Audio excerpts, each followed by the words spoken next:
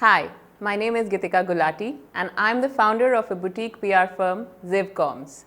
I have been in the PR world for close to 15 years now. Today, I'm going to talk about the facelessness of social media.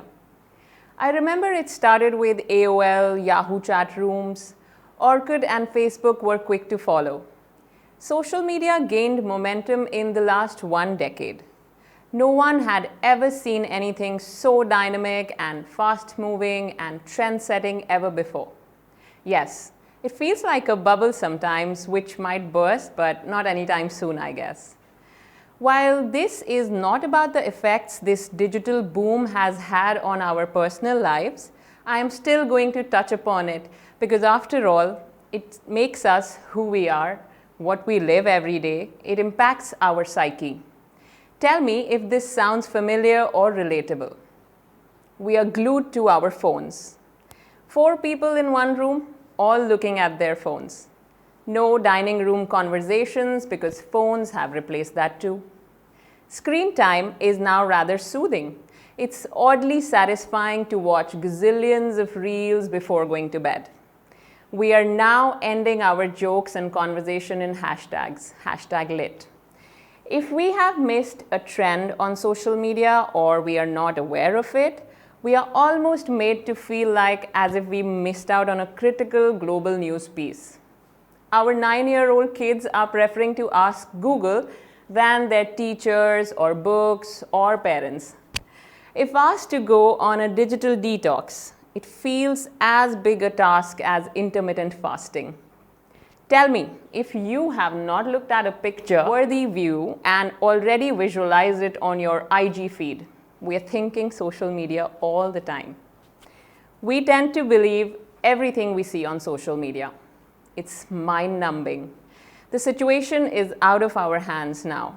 Face it, we are addicted. Let's now look at the professional sense of it and where we stand today. We all worked our way around understanding the algorithm of social media platforms and then simplified it for our clients based on the ask. We have kept up with the changing face of social media. A couple of years ago, our worst nightmare was unannounced algorithm updates. Today, we face a complete change in user behavior, consumer habits, and a brand new generation of social media users and spenders with particular needs. We saw when Instagram went from stills to reels. We saw when Twitter verified accounts became paid for. We understood hashtags closely and how they work. We saw brands chasing influencers, and we saw influencers becoming celebrities. It changes every week. The face of social media. And then there is the faceless factor. The facelessness of social media refers to the anonymity and lack of physical presence that often characterizes social interactions on platforms such as Facebook, Twitter, and Instagram. This means that people can participate in online conversations and communities without revealing their true identities or being physically present with others. There is some truth to the idea that too much transparency of social media could be bad for brands. While social media can be a powerful tool for building brands and awareness, engaging with customers, and creating brand loyalty, it can also expose a brand's weaknesses and vulnerabilities. If a brand is too transparent on social media, it can give customers a glimpse into the inner workings of the company that they may not have wanted to see. For example, if a brand is experiencing internal conflicts or facing challenges with their products or services, sharing that information on social media can be damaging to the brand's reputation and it can erode customer trust. Here, I have an example. About a year ago, I came across an Insta ad of an Indian homegrown skincare brand. And that ad started with the founder's face and him talking. Here is what he said. "We are not marketeers. We do not know how to market our product. We are not even focusing on that. You tell us how we should market it. But we are here only to tell you that the product inside the packaging is super authentic and it guaranteed to work wonders. Obviously, it did not leave a great impression, but the brand name did register in my head, and that's secondary at this point. What I also noticed that they changed their strategy within 3 to 4 months, and when I started seeing a refreshed approach. I did shop from that brand and they were not wrong. The product inside was actually better than a lot of other brands present. But yes, a brand cannot afford to go this transparent is the learning here. Furthermore, social media has the potential to amplify negative feedback and complaints from customers. If a brand is not prepared to handle negative feedback in a professional and effective way, it can quickly escalate into a PR crisis, and that can damage the brand's image. Brands should be transparent about their values, commitments, and efforts to improve their products and services. At the same time, they should also have a clear policy and procedures in place for handling negative feedback and addressing customer complaints in a timely and professional manner. Turnaround time is the key here. Give yourself anything between 60 minutes at max to respond, tackle, and deal with any social media customer communication if you want to earn a certain reputation. While this can provide a sense of freedom and privacy for users, it can also lead to negative consequences such as cyberbullying, trolling, and spread of misinformation. The lack of face-to-face interaction can make it easier for people to behave in ways they wouldn't in real life, such as being more aggressive or disrespectful to others. Anonymous social media handles exist everywhere. I feel these handles are at times just the bots or made for stalking and to hide the user's real identity. It could mean differently in a political scenario and conversations.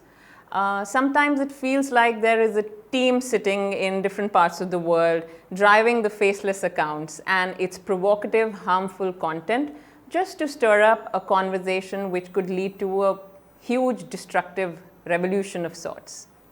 Social media seems to bring out the worst in some people. Many politicians have been asked to disable comments in their blogs and other social media. Social capital has not developed as fast as social media. Asymmetric faceless communication is psychologically challenging.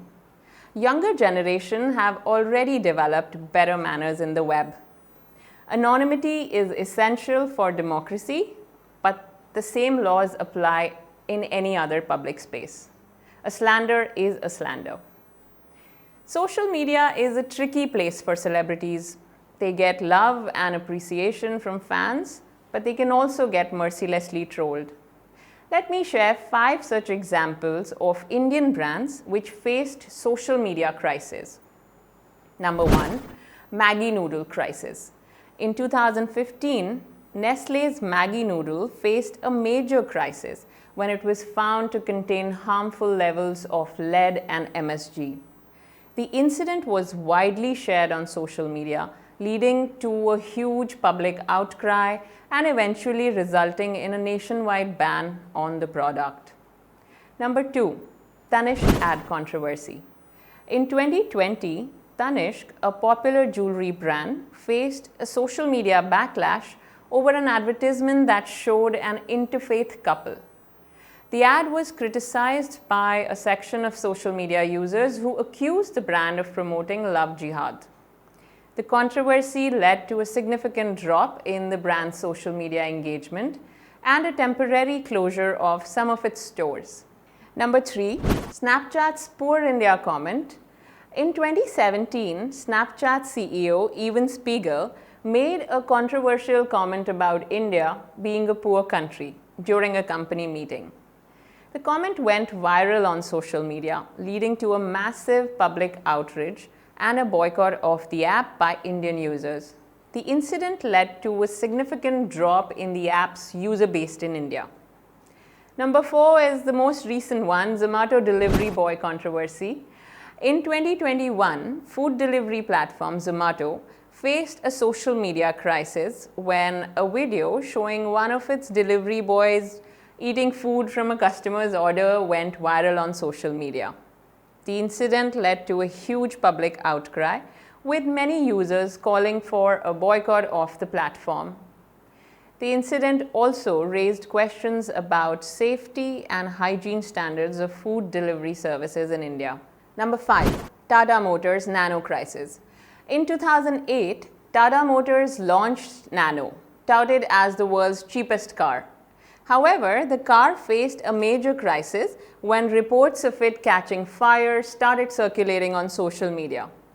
The incident led to a significant drop in the brand's sales and reputation, with many customers demanding refunds and compensation. The incident also highlighted the importance of safety standards in the Indian automotive industry. To save brands from the negative impact of faceless social media, it's important to establish a strong online presence and engage with customers in a transparent and authentic way. Here are some strategies that brand can use. Number 1, humanize the brand. Instead of hiding behind a faceless corporate image, brands should strive to connect with customers on a personal level. This can be done by starting behind-the-scenes content, introducing employees, and responding to customer comments in a friendly and relatable manner. You know the feeling when you believe that it is a real person reading your comments, replying to your queries, and sending that smiley? That should come through. Number 2, foster a sense of community. Brands can create a sense of community around their products or services by encouraging customers to share their experiences, providing a platform for user-generated content, and highlighting positive customer feedback. For instance, Celebrity Fan Club is a super example of a community, and what our fashion influencers have is a followership. Number 3, be transparent. Brands should be open and honest about their products and business practices.